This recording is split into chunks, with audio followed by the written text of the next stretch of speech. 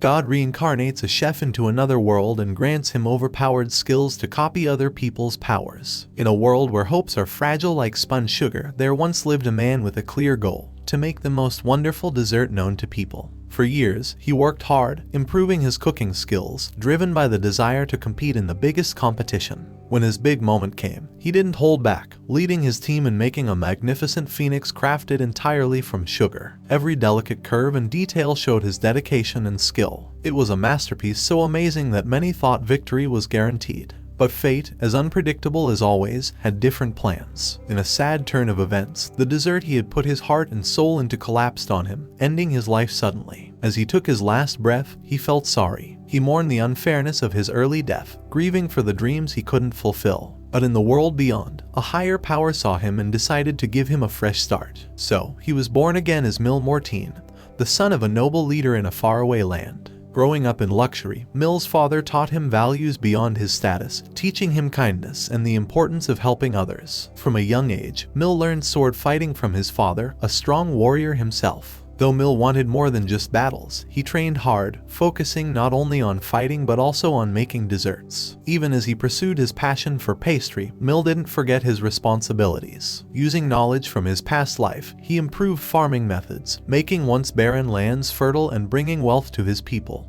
But amid the successes, trouble appeared. They heard about bandits threatening to steal their prosperity. Under the weight of impending trouble, Mil felt anxiety wrapping tighter around his heart. The bandits not only threatened the fields but also his dreams. Desperation gripped him as he listened to his father's plans, knowing their weak defense would fall against the attack. As they talked, Mil struggled with the harsh reality closing in. His father's words painted a sad picture of their situation, without hope. Even thinking about asking for help felt like a betrayal, a risk with their land at stake. With each passing moment, Mil felt the responsibility weighing on him, almost putting out the spark of his dreams. But in the midst of despair, there was a hint of hope, a suggestion from his father's advisor, a risk that could change everything. The sanctification ceremony, a chance of hope in the darkness. As morning came on a decisive day, Mil found himself in the spotlight, the focus of his family's hopes. Despite feeling unsure, he prepared for what was ahead, supported by his loved ones. But as preparations went on, Mil faced a different challenge, a test of humility and strength. The idea of wearing different clothes was scary,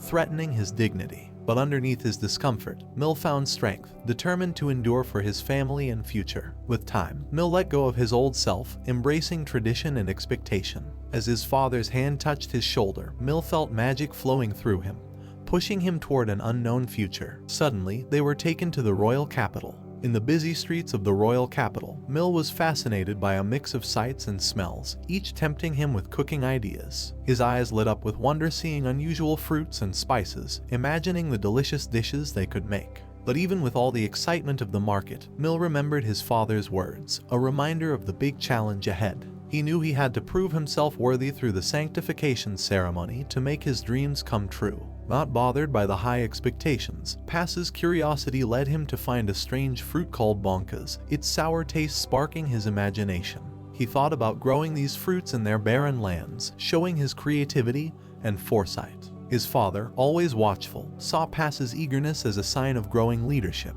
a desire to shape their territory's future. Little did he know, Pass's dreams weren't about taking over but about making the perfect pastries. As they went to the church, Mil felt both excited and nervous. Here, in the holy halls, he would face tests that would decide his future. With the wise panda priest present, Mil got ready for the challenges ahead. The sanctification ceremony, testing both body and mind, pushed him to his limits. Through each test, Mil showed he was different from the rest. While others got scared, he stayed strong, thinking about creating rather than fear. As the ceremony ended, Mil felt a warm glow, his body filled with magic. His father and the panda priest watched amazed as Pass's potential shone. With the ceremony done and victory achieved, Mil headed home, feeling triumphant. True to his word, his father stopped at the market to let Mil buy bonkas, supporting his new passion. As the days passed and the threat of the bandit siege came closer, the once quiet town buzzed with busy energy as its people rushed to strengthen their defenses. Pass, fully involved now, jumped into action, eager to help protect their home.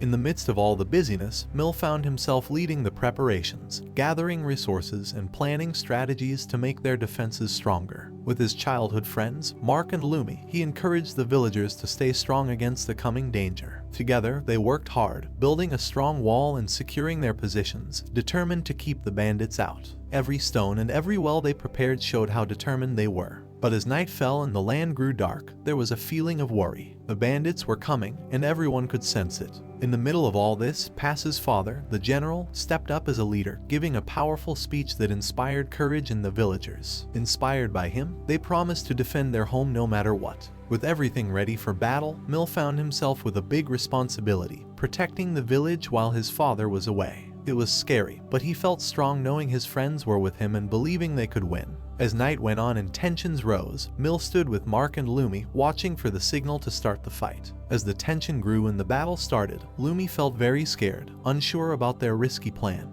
But Mill stayed strong, his belief in his father's smart thinking never wavering. Meanwhile, the general, now using magic, went straight into the fight, causing a lot of damage to the bandits. With each quick hit, he reduced their numbers, never giving up even when things got tough. But the bandit leader, very smart too, quickly got his group organized again, stopping the general's progress with a smart move. Seeing this, the general decided to retreat, leading the bandits on a tricky chase through the countryside.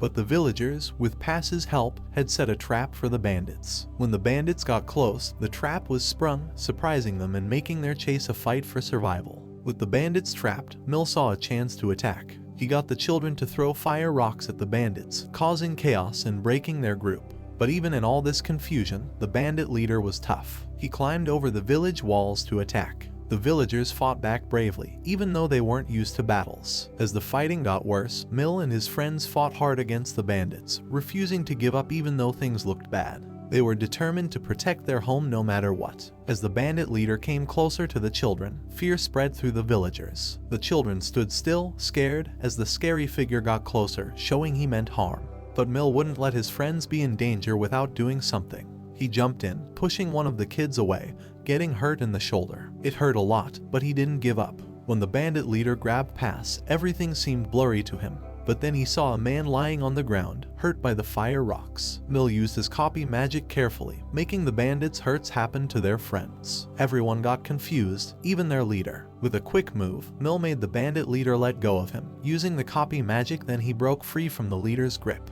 But just when it seemed like they won, then Mark threw a rock on the bandit leader face. When everything calmed down, Mill felt relieved and proud.